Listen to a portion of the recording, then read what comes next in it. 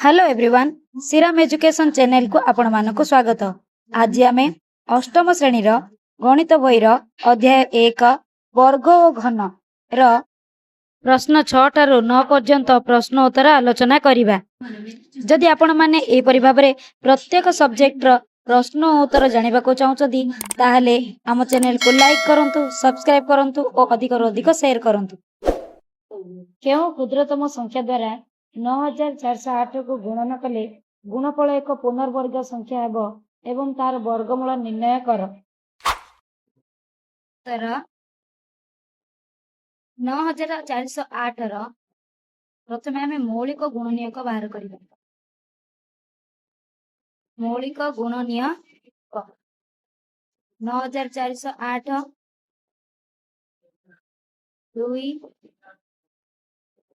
2 14 2 0 2 चौक 8 2 दुगुणे 4 2 त्रिक 6 2 पंचा 10 2 दुगुणे 4 2 1 2 1 2 2 7 14 2 चौक 12 2 पंचा 10 2 8 16 2 8 16 2 दुगुणे 4 18 2 9 18 2 चौक 8 2 1 2 चौक 8 10 2 चौक 8 14 2 7 14 या 7 की रची 7 गुणे 14 7 की 7 3 7 एठारे 2 2 टी अछि 2 2 टी अछि 2 2 टी अछि 7 2 टी अछि आ गोटे 3 दरकार अटे। तेणु नूतन गुणफल होची नूतन गुणफल 9408 आ बळका के रहला 3 आ गोटे 3 दरकार इंटू 3 इक्वल टू 28224। तेणु गुणफल वर्गमूल हम गुणफल वर्गमूल बा नूतन संख्या जो आसिला तार वर्गमूल होची नूतन संख्या आ गोटे 3 अधिक आसिला सेति यार वर्गमूल होची 2 टे 2 पई गोटे 2 2 टा 2 पई गोटे 2 एठार 2 टी 2 पई गोटे 2 एवं 2 टी 7 पई गोटे 7 गोटे 3 को गुणफल उपरे गुणिची तेणु 2 टा 3 पई गोटे 3 तेणु ये हबो 168 केते हबो ना गुणफल वर्गमूल होची 168। तेणु क्षुद्रतम संख्याटी 3 एवं गुणफलर वर्गमूल 168 अटे। निम्नलिखित संख्या गुड़िक वर्ग मध्य केतोटी संख्या रहिबो? तर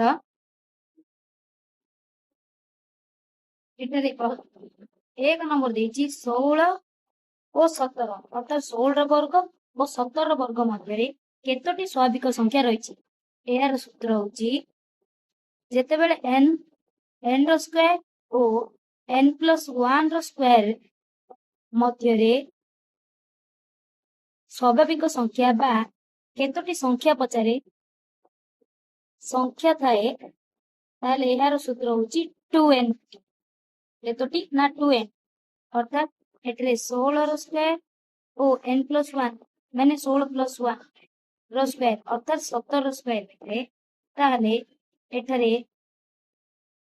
n होची 16 तेणु एति मध्य रहिथिबा संख्या होची 2n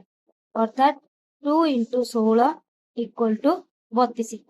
अर्थात 16 रो स्क्वायर और 17 स्क्वायर मध्य 32 टी संख्या रही। सेही परी 2 नंबर होची 49 और 100 रो स्क्वायर 49 वर्ग और 100 वर्ग मध्य केतोटी संख्या रही। से परी एटारे n होची 49 तेणु एटी हम संख्या आनिबा केले 2n अर्थात 2 को केउथिरे गुणन करबा 49 रे गुणन करबा 49 इक्वल टू केते आसीबो ना 198 केतोटी वर्ग रहइबो बा केतोटी संख्या रहइबो 198 टी।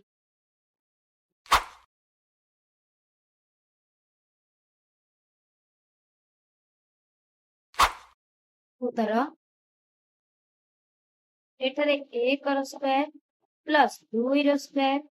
प्लस 2 रो स्क्वायर इक्वल टू 3 रो स्क्वायर अर्थात एठारे 1 दुगुणी 2 एठारे गुणन करा जायछि एवं 2 रो परवर्ती संख्याटी लेखा जाय जायछि सेपरि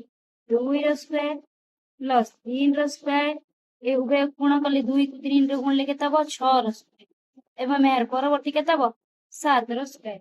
सेपरि 3 रो स्क्वायर प्लस 4 रो स्क्वायर प्लस 3 चौक केते हबो 12 रो स्क्वायर एवं यार परवर्ती केते 13 रो स्क्वायर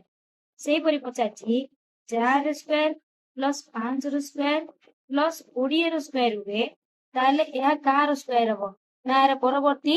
21 रो स्क्वायर हबो सेपरि 9 रो स्क्वायर प्लस 10 रो स्क्वायर प्लस एठारे कार स्क्वायर हबो इक्वल टू एठारे कार स्क्वायर हबो ना 9 10 यह 90 रो स्क्वायर एवं यार परवर्ती यह होची 91 रो स्क्वायर तळे दिया जायतिबा चित्र रे केतोटी छोट वर्ग चित्र अछि एवं तार मौलिक गुणनीयक गुड़िक लेख बृहत्तम वर्ग चित्र संख्या होची प्रति धाड़ी रे 9 टी अछि तेणु 9 गुण 9 टी धाड़ी अछि 9 गुण 9 61 केतिटी 81 प्रत्येक छोट वर्ग चित्र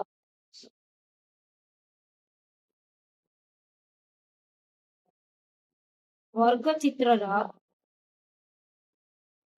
5 गोटी लेखाए धाड़ी 5टी लेखाए धाड़ी और स्तंभ रही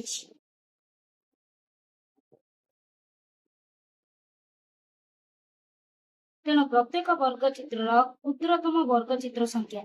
तेणु प्रत्येक वर्ग चित्र क्षुद्रतम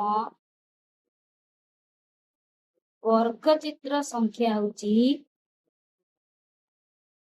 5 गुणन 5 इक्वल टू 25 टी केतटी 25 टी तेबे 81 गोटी बृहत्तर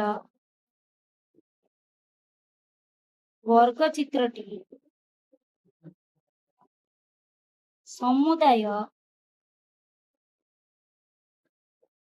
क्षुद्रतर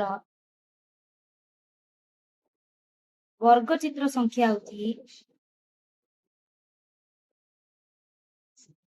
25 गुणन 81 तो 25 माने 5 गुणन 5 81 माने 9 गुणन 9 जदि या मौलिक गुणनक करिबा 5 गुणन 5 9 माने 3 गुणन 3 इंटू 3 गुणन 3 ताले 5 एठारे 2 टी अछि एवं 3 एठारे 4 टी अछि जदि आपण माने प्रत्येक सब्जेक्ट एही परि भाबे प्रश्नोत्तर पाइबाकू चाहती ताले हम चैनल को लाइक करंतु सब्सक्राइब करंतु और अधिक शेयर करंतु।